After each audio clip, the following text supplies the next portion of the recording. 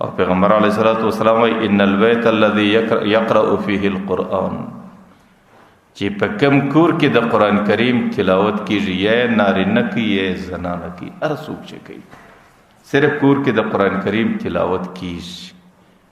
نو علیه خیمة، پر هغې باندې یو خیمه الله تعالی درې من نور یهتدی به الملائکه، پر هغې باندې یو خیمه د نوره سفر د کور باندې ولاړی،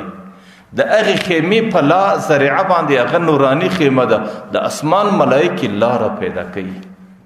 کما یهتدی الناس بالنجوم فی لجج الماء والارض الفقر،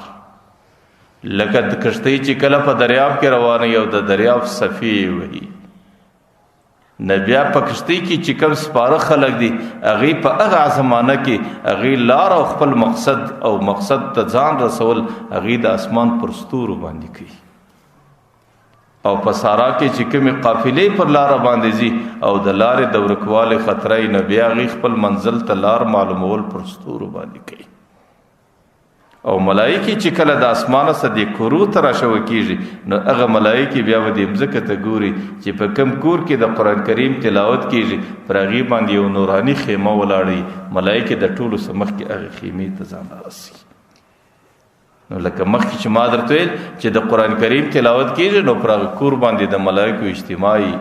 نو دې حدیث په پای کې راځي پر هغه کور باندې یو نورانی خیمه ولاړی، پر هغه خیمه باندې د اسمانه څخه ملائکې راشوه کیږي، او پر دې باندې د ځان لار معلوموي، لکه په مځکه کې یا په دریابو کې چې خلک په ستورو باندې لار معلوموي. د دې معنا دا ده چې کم کور کې پر مځکه باندې تلاوت کیږي، لکه موږ ته چې په اسمان کې یو ستوری ځلیږي، د اسمان او ملائکو ته د مځکې پر مخ باندې هغه کور داسې ځلیږي او داسې بریش، بیا پر هغه کور باندې دوی راشوه کیږي. مدینه منوره کې یو صحابي دی، حضرت انس رضی الله عنه، حضرت اسید ابن حضیر مجاهد صحابي دی، د جهادي سفر سره رالی، چې کله رالی د مجاهدینو سره د خپل عصر لوی اسباب هغې د آس په شکلو آس ورسره دی، نو آس یې په کور کې یو کونج ته وتاړی، او شپه ده، د شپې د مدینې منورې نوراني فضا ده، او دی په خپله د شپې لمانځه ته چې راکښېناستی، پر بستره باندې ناست دی، او پر بالش باندې قرآن کریم ورته پروت دی، د قرآن کریم تلاوت کوي. یو طرف ته آس تړلی دی، بل طرف ته دی پر بستره باندې تلاوت کوي، او په دې کونج کې کوچنی بچی د انس په نامه باندې هغه حضرت انس بیده دی. دی چې کله د قرآن کریم تلاوت په زوره باندې شروع کی، او دا وخت کې فضا ډېره نورانی د اسمان د ملائکو د راتګي، نو دې وخت کې هغه آس باره توریږي، پښې ټکي غورځي، او دی چې کله هغه آس ته وګوري، نو پر دې خطره ورسره پیدا سي چې هغه آس اوس په دې بچي کې خیږي، نو برته د قرآن کریم تلاوت څوکه کې چې دی د قرآن کریم تلاوت څوکه کې هغه آس هم برته پښې نه ټکي، هغه ودرېږي. دی چې بیا چونکې جوش دی او انوارات، نو د قرآن کریم په وینا کې د دسه یو څه جوش راس، او دی چې کله پر هغې باندې جوش واخلي، هغه آس بیا توریږي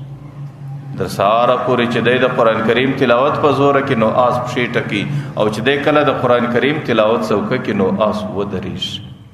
سهار پیغمبر علیه الصلاۃ والسلام سره د خپله واقعه شریکوي. پیغمبر علیه الصلاۃ والسلام د لمانځه څه وروسته دی د خپلې شپې حالات ورته پیښي، چې د الله رسوله چې ما به کله قرآن کریم په زوره وایي، نو آس به تورېدی، او چې ما به ودروي، نو آس به آرام سو. پیغمبر علیه الصلاۃ والسلام ورته ستا د کور پر سر سپینه وریځ ولاړه وه،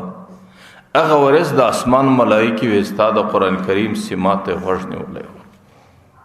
ورته چې کله به تا د قرآن کریم په الفاظو کې جوش راوستی، په زوره به دې ویل، هغه ملائکو به پر دې الفاظو باندې غوټې را شروع کړي، هغه آس به هغه ملائکې لیدلې، د هغې په خاطر باندې به تورېدی. په اخر کې ورته یې اوسیده، که دې در سهاره پورې د قرآن کریم تلاوت دغسې په جوش باندې کړی وی، ورته زما د په رب د کعبې قسم وی چې د مدینې خلکو به سهار ملائکې په سترګو لیدلی چې ستا د کوره به پورته کېدلی. نو زه درته یم چې کوم کور کې د قرآن کریم تلاوت کیږي، هغې کور باندې الله تعالی یو خیمه ودروي، او هغه خیمه د اسمان ملائکو ته یو لاري او یو د تعین او د نشان ځای نو بیا د اسمان ملائکه چې د اسمان سره راځي اولنې دې ځای ته ځان را رسي چې کوم کور کې د قران کریم تلاوت روان دی. حضرت معاذ ابن جبل یو روایت را نقل کړي، هغه وایي چې په کوم کور کې د قران کریم تلاوت یو سړی کوي، یو بوډا دی یا ځوان دی، نارینه ده زنانه ده، د هغې د قرآن کریم سره ډېره مینه ده، د هغې په زړه کې د قرآن کریم محبت دی. او زه وایم چې انسانیت کې هغه انسان بهترین انسان دی چې کوم زړه کې د قرآن کریم مینه وي، چې پر کومه ژبه د قرآن تلاوت شي. ځکه پیغمبر علیه السلام وایي ان الجوف التي ليس فيه شيء من القرآن، چې په کومه سینه کې د قرآن محبت نه وي، چې په کوم زړه کې د قرآن سره مینه نه وي، کالبیت الخرب، هغه کور داسې دی، هغه زړه داسې دی لکه خرابه او کنډواله. او تاسو لیدلی چې په خرابه او کنډواله کې صرف یا جنات اوسیږي یا شیطانان اوسیږي. په کنډوالو کې صرف یا پیرانان یا شیطانان، او د جناتو د شیطانانو کار څه دی؟ فساد جوړول. نو هغه زړه چې دی هغه د جناتو د پاره کنډواله ده، هغه زړه د شیطانانو د پاره یو خرابه ده، او د شیطانانو د جناتو په ذریعه باندې هغه زړه د فساد ډک دی. هغه زړه کې بیا سړی د خیر او د اصلاح تمه نشي کولی.